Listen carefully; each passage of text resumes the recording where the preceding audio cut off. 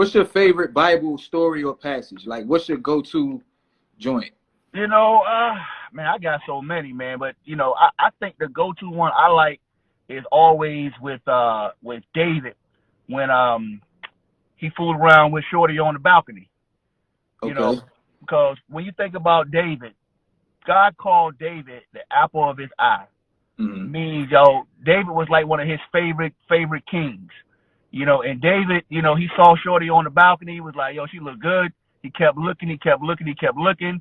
Finally, he was like, yo, he sent his maid servant, yo, go holler at her real quick, you know. And I want to holler. They was like, yo, she got a husband. He at war.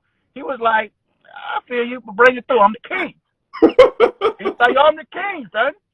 So he took Shorty's husband, was like, he wrote the letter, was like, yo, put him on the front line and make sure he get killed so I can get his wife.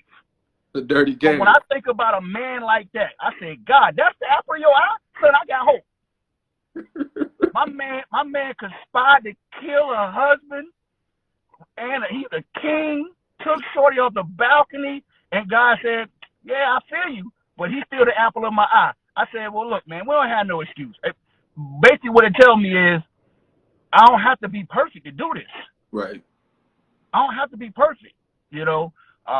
So that's one of my favorite stories because it just lets me know that ain't nobody perfect. Even the apple of God's eye had a dude killed and took his wife.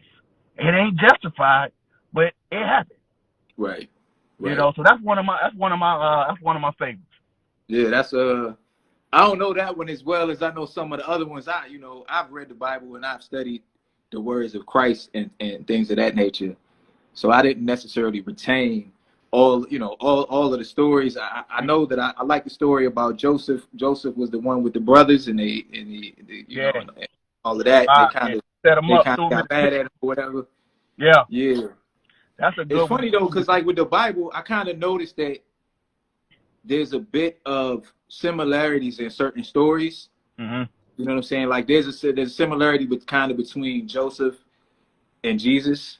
Mhm. You know what I'm saying, and things of that nature. So I've always thought that was pretty interesting. Yeah. Um, what would you say is the most uh, important word of Christ from the Bible? Like which one of his teachings or his parables do you think is the one that really, hits the nail on the head? I think the one that really drives home is his teaching on forgiveness. Hmm.